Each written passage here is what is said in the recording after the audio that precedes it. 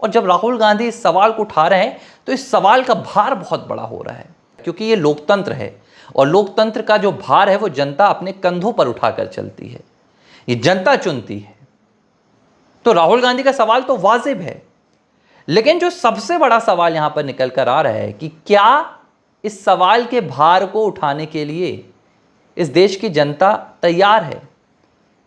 क्योंकि राजनीति में देखा जाता है कि दो चीजें होती हैं, या तो विपक्ष जनता की आवाज को उठाती है, जो जनता मुद्दे देती है कि भैया ये हमारे मुद्दे, आपको हमने जनप्रतिनिधि बनाया है, आप उस मुद्दे को उठाइए, तो विपक्ष जो होता है उस मुद्दे को उठाता है।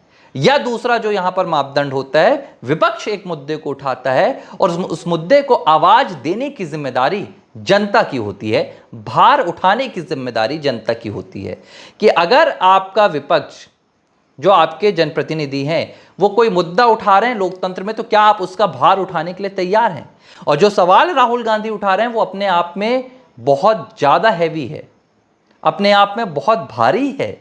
लोकतंत्र पर सवाल है, जनता की चुनी गई सरकार पर सवाल है।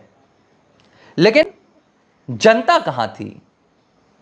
60, 70, 80 करोड़ जनता जिन्होंने इस सरकार को चुना है, क्या वो जनता ये मानने के लिए या राहुल गांधी के इस सवाल के भार को उठाने के लिए तैयार हुई।